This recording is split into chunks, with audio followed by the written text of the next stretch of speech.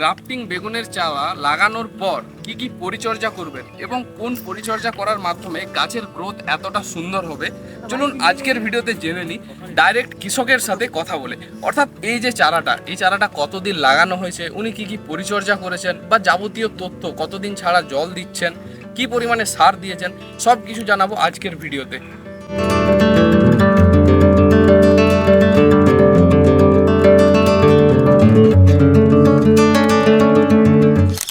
এই যে জমিটা, এই জমির যে কৃষক, ওনাকে পেয়ে গেছি। তো প্রথমে আমি জিজ্ঞাসা করব আপনার নাম এবং এই জায়গাটার নাম।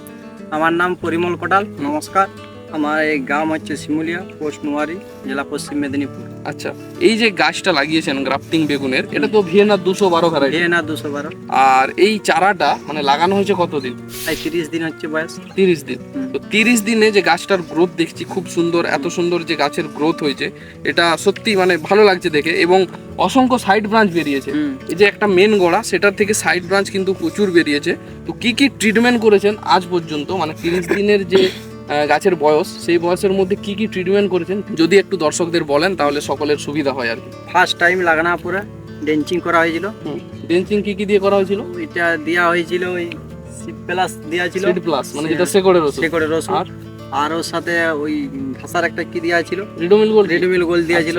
রিডোমিল গোল্ড মানে ঘাসার জন্য দেওয়া হয়েছিল রিডোমিল গোল্ড, যেটা আপনারা সকলেই কম বেশি চিনেন। আর সিড প্লাস যেটা শেকড় বৃদ্ধির জন্য। এই দুটো দিয়ে ডেঞ্চিং করা হয়েছিল গোড়ায় গোড়ায়। ওইটা চারা লাগানোর প্রথম কতদিন পরে দিয়েছিলেন? 3 দিন পরে। 3 দিন পরেই। আচ্ছা, পরের পরিচর্যা? পরার পরিচর্যা আর তেজ কিছু দিতে হয় না। হ্যাঁ, মানে জমি প্রস্তুতের সময় যা দেওয়ার দিয়েছিল, যেহেতু মালচিং এ করা হয়েছে। আর এখানে তো দেখলাম ড্রিপ নেই, তাহলে জল কিভাবে দেওয়া হয়েছে? জলে নালাতে দেওয়া হয়। আর প্রথম দিকে গাছের গোড়ায় ঢালা হয়। আচ্ছা, প্রথম দিকে গাছের গোড়ায় ঢালা হয়েছিল। এখন আর ডাইরেক্ট জলসেচ কতদিন করা হচ্ছে? এই দুবার হয়েছে। ড্রেনে দুবার জলসেচ করা হয়েছে। আচ্ছা, নেক্সট পরিচর্যা বলুন। যে প্রথমবারে গাছ যে ড্রেঞ্চিং করা হয়েছিল, তারপরে কি পরিচর্যা করা হয়েছিল? তারপরে যে ওষুধের সাদা মাছির জন্য ইয়া দেওয়া হয়েছিল, দোকান থেকে নিয়ে এসেছিলাম। মানে সাদা মাছি আর নুলি পোকার ওষুধ দেওয়া হয়েছিল আর কি মেন। এই দুটো মানে দ্বিতীয়বার। আর 3 নম্বর পরিচর্যা? 3 নম্বর পরিচর্যা এখনো পর্যন্ত কিছু হয়নি। মানে মাত্র দুবার শুধু ওষুধ দেওয়া হয়েছে। দুবার শুধু ওষুধ দেওয়া হয়েছে। আচ্ছা, তো এখন তো গাছে গ্রোথ বুস্টার টাইপের কিছু দেওয়া হয়েছিল? না, কিছু দেওয়া হয়নি। এবারে তো দিতে হবে মনে হচ্ছে। প্লাস দ্বিতীয়ত যে গাছে এখনো পোকা কিছু টিপস দেখা যাচ্ছে, এটারও ওষুধ দিতে হবে। তো নরমাল তো বেগুন চাষ আপনি অনেক বছর করছেন, ওটার থেকে এটার কি ডিফারেন্স দেখছেন? অনেক ডিফারেন্স। ওইটার থেকে এটার বাঞ্চ বেশি, গাছের গ্রোথও ভালো, গাছে ফলও বিরাট আসছে, ফুলও বিরাট এসেছে। এখনই ফুল চলে আসতে শুরু করেছে।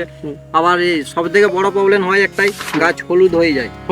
মানে একটা গাছেও হলুদ হয় এখনো পর্যন্ত একটা গাছেও হলুদ হয় না।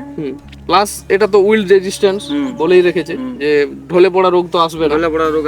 ঢলে পড়া রোগের থেকে বেশি সমস্যা এটা যে গাছ তুলসী হয়ে যায় বা হলুদ হয়ে যায়, ওটাই মেন সমস্যা এখন কৃষকের। ওইটাই ফার্স্ট।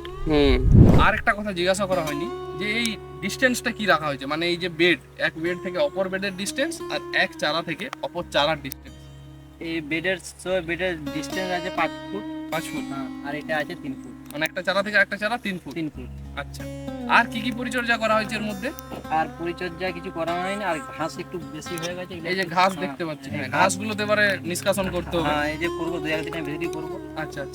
আর এই যে বেগুন গাছের সাথে বাঁধা হয়েছে একটা খাঁটি দেওয়া রয়েছে। এই যে এটা দেখতে পাচ্ছি, এটা এখানে দেওয়া আছে, এখানে দেওয়া আছে। প্রত্যেকটা গাছে দেওয়া হয়েছে না? প্রত্যেকটা গাছে দেওয়া আছে। এটার কারণ কি? এটা তাহলে গাছটা আর মানে গাছটা সমান থাকবে, আর বাতাস দিলে উল্টে পড়ে যাবে। আচ্ছা, মানে এটা ছোট অবস্থায় দেওয়াটা দরকার। এখন তো গাছের গ্রোথ হয়ে গেছে বা শেকড় অনেক দূর চলে গেছে, এখন তো আর গাছ কিছু হবে না। এখনো লাগবে, আরো গাছটা এবারে বড় হবে, এবারে আরো বড় ঠেঙ্গা দিতে হবে। আচ্ছা, মানে এটা দিতে কৃষকদেরকে বলছেন? হ্যাঁ, এটা দেওয়া উচিত, দরকার। তো বাকি দেখা যাক। এই জমির সমস্ত আপডেট আমরা আস্তে আস্তে তুলে ধরার চেষ্টা করব, যে গ্রাফটিং আদৌ চাষ করা উচিত না উচিত নয়, আদৌ কৃষকের জন্য লাভজনক না লাভজনক নয়, সমস্ত কিছু তথ্য সঠিক তুলে ধরার জন্যই আমাদের চ্যানেল। এবং আপনারা যে আমাদেরকে এতটা বিশ্বাস করেন, সব কিছু সঠিকটাই দেখানো আমাদের কর্তব্য। তো দেখা হবে আবার পরের ভিডিওতে। এই দাদাকে আবার সাথে নিয়ে আসবো।